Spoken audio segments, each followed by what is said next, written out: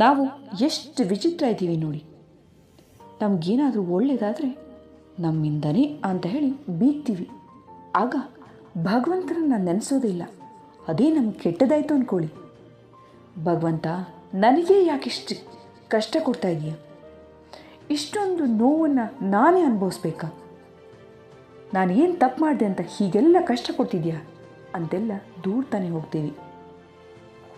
ಈ ವಿಷಯಕ್ಕೆ ಸಂಬಂಧಪಟ್ಟಾಗಿ ಇವತ್ತೊಂದು ಸುಂದರವಾದ ಕಥೆಯನ್ನು ಹೇಳ್ತೀನಿ. ಒಬ್ಬ ಶ್ರೀಮಂತ ವ್ಯಾಪಾರಕ್ಕಾಗಿ ದೇಶಗಳಲ್ಲಿ ಪ್ರವಾಸ ಮಾಡ್ತಾ ಇದ್ದ. ತನ್ನ ಹಡಗುಗಳಲ್ಲಿ ಸಾಮಾನು ತುಂಬಿಕೊಂಡು ತಿಂಗಳುಗಟ್ಟಲೆ ಸಮುದ್ರಯಾನ ಮಾಡೋದು ಅವನ ಕೆಲಸವೇ ಆಗಿತ್ತು.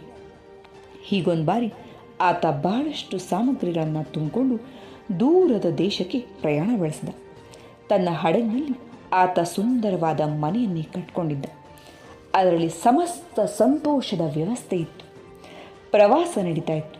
ಒಂದಿನ ಸಂಜೆಯ ಹೊತ್ತಿನಲ್ಲಿ ಜೋರಾದ ಗಾಳಿ ಬೀಸಲಾರಂಭಿಸಿತು. ಹಡಗು ಹೊಯ್ದಾಡತೊಡಗಿತು. ಇಂಥ ಅನೇಕ ಕಠಿಣ ಪರಿಸ್ಥಿತಿಗಳನ್ನು ಎದುರಿಸಿದ ಅವನ ಸಿಬ್ಬಂದಿ ತಯಾರಾಗಿ ನಿಂತಿದ್ದು.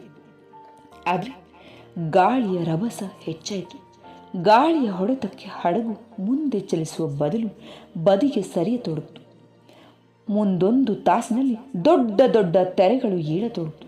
ಕ್ಷಣಕ್ಕೆ ಅವುಗಳ ಗಾತ್ರ ದೊಡ್ಡದಾಗುತ್ತಿತ್ತು. ಇಂಥ ರಾಕ್ಷಸ ತೆರೆಗಳನ್ನು ಈ ಶ್ರೀಮಂತನಾಗಲಿ ಸಿಬ್ಬಂದಿಯಾಗಲಿ ಮೊದಲು ಕಂಡಿರಲಿಲ್ಲ. ಹಡಗಿನ ಮೇಲಿನ ನಿಯಂತ್ರಣ ಪೂರ್ತಿ ತಪ್ಪಿ ಹೋಯಿತು. ಹಡಗು ಹೊಯ್ದಾಡುವ ರೀತಿ ನೋಡಿದ್ರೆ ಅದು ಯಾವ ಕ್ಷಣದಲ್ಲಾದರೂ ಮುಳುಗಬಹುದು ಅಂತ ತೋರ್ತು. ಗಾಳಿ ಬೀಸದಂತೆ ಹಡಗು ಭರದಿಂದ ನೀರಿನಲ್ಲಿ ಸಾಗ್ತಾ ಇತ್ತು. ಎಲ್ಲ ಕಡೆಗೆ ಕಗ್ಗತ್ತಲು. ಯಾವ ದಿಕ್ಕಿಗೆ ಹಡಗು ಸಾಗ್ತಾ ಇದೆ ಅನ್ನೋದೇ ಗೊತ್ತಾಗ್ತಿರಲಿಲ್ಲ. ಜನರ ಕಿರಿಚಾಟ ಹೆಚ್ಚಾಗ್ತಾ ಇತ್ತು. ಎಷ್ಟೋ ಜನ ಹಡಗಿನಲ್ಲಿ ಇದ್ದರೂ ಎಷ್ಟೋ ಜನ ಹೊರಗೆ ಬಿದ್ದರೂ ಗೊತ್ತಾಗ್ತಾ ಇಲ್ಲ. 1-2 ಗಂಟೆಗಳ ಕಾಲ ಹಡಗು ಹೀಗೆ ದಿಕ್ಕಿಗೆ ರಭಸವಾಗಿ ಚಲಿಸ್ತಾ ಇತ್ತು. ಆ ಗಾಢಾಧಕಾರದಲ್ಲಿ ಜೋರಾಗಿ ಢಮಾರಂತ ಶಬ್ದ ಆಯಿತು. ಹಡಗು ಯಾವುದೋ ಕಲ್ಲಿಗೂ ಪರ್ವತಕ್ಕೂ ಹೊಡೆದಿತ್ತು.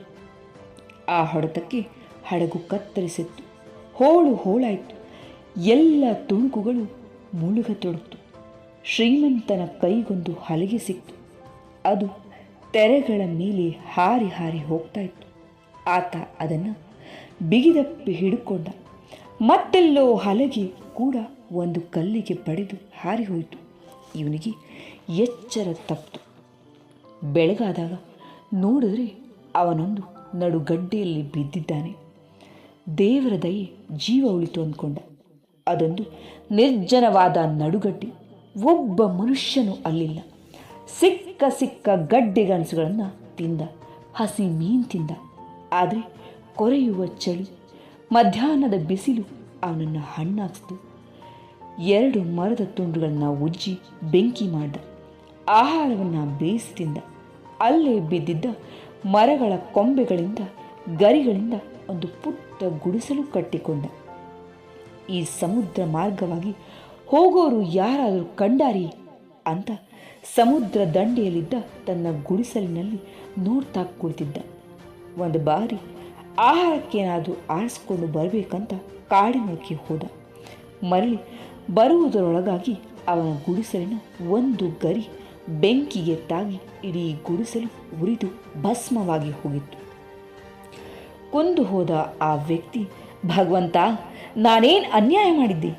ಯಾಕೆ ನನಗೆ ಈ ಶಿಕ್ಷೆ? ನಿನ್ನಂಥ ನಿರ್ದಯಿ ಯಾರೂ ಇರಲಿಕ್ಕಿಲ್ಲ. ಕಷ್ಟಪಟ್ಟು ಕಟ್ಟಿಕೊಂಡ ಈ ಗುಡಿಸಲನ್ನು ಸುಟ್ಟು ಹಾಕಿದೆಯಲ್ಲ ಅಂತ ಬೋರಿಟ್ಟ ಅತ್ತು ಸುಸ್ತಾಗಿ ಸಮುದ್ರ ದಂಡೆಯಲ್ಲಿ ಬಿದ್ದುಬಿಟ್ಟ. ಸ್ವಲ್ಪ ಹೊತ್ತಾದ ಮೇಲೆ ಯಾರೋ ಮಾತನಾಡಿದ ಸದ್ದು, ಹಡಗಿನ ಯಂತ್ರಗಳ ಸದ್ದು ಕೇಳತೊಡಗಿತು. ಎದ್ದು ನೋಡಿದರೆ ಪುಟ್ಟ ನಾವೆಯಲ್ಲಿ ಒಂದಿಷ್ಟು ಜನ ಬಂದು ಇವನ ಸುತ್ತ ನಿಂತಿದ್ದಾರೆ. ದೂರದಲ್ಲಿ ಹಡಗೊಂದು ನಿಂತಿದೆ. ಇವನು ಸಂತೋಷದಿಂದ ಕೊಂಡಾಡಲಿಕ್ಕೆ ಶುರು ಮಾಡ್ತಾನೆ. ನಾನು ಇಲ್ಲಿ ಇದ್ದೀನಂತ ನಿಮ್ಗೆ ಹೇಗೆ ಗೊತ್ತಾಯಿತು ಅಂತ ಅವರನ್ನು ಕೇಳ್ದ. ನಾವು ಈ ಮಾರ್ಗವಾಗಿ ಹೋಗುವಾಗ ಇಲ್ಲಿಂದ ಭಾರೀ ಹೊಗೆ ಮೇಲೆ ಹೇಳ್ತಾ ಇದ್ದದ್ದು ಕಾಣಿಸ್ತು. ಇದು ಜನರಹಿತವಾದ ನಡುಗಡ್ಡೆ. ಬಹುಶಃ ಯಾರು ಸಿಕ್ಕಿ ಹಾಕಿಕೊಂಡು ನಮ್ಮ ಗಮನ ಸೆಳೀಲಿಕ್ಕೆ ಹೊಗೆ ಹಾಕಬೇಕು ಅಂದ್ಕೊಂಡು ಪಾರು ಮಾಡಲಿಕ್ಕೆ ಬಂದ್ವಿ ಅಂತ ಹೇಳಿ ಅಂದು. ಆತ ನೆಲಕ್ಕೆ ಕುಸಿದು ಕುಳಿತ. ಆಕಾಶದ ಕಡೆಗೆ ಮುಖ ಮಾಡಿ, ಕ್ಷಮಿಸು ಪ್ರಭು, ನಿನ್ನನ್ನು ನಿರ್ದಯಿ ಅಂದೆ. ಗುಡಿಸಲನ್ನು ಸುಟ್ಟಿದ್ದು ನನ್ನನ್ನು ಉಳಿಸ್ಲಿಕ್ಕೆ ಪಾರು ಮಾಡಲಿದ ಕೆಲಸವನ್ನು ನೀನು ಮಾಡಿದೆ. ನನಗಿದು ಹೊಳಿಲೇ ಇಲ್ಲ. ಭಗವಂತ ಇದೇ ರೀತಿಯಲ್ಲಿ ನಮಗೆ ತಿಳಿದೇ ಇರೋ ರೀತಿ ಹಲವಾರು ಕೆಲಸಗಳನ್ನು ಮಾಡ್ತಾ ಇರ್ತಾನೆ. ನಮಗೆ ತೊಂದರೆಯಾದಾಗ ಭಗವಂತನನ್ನು ಸದಾ ದೂರ್ತೇವೆ.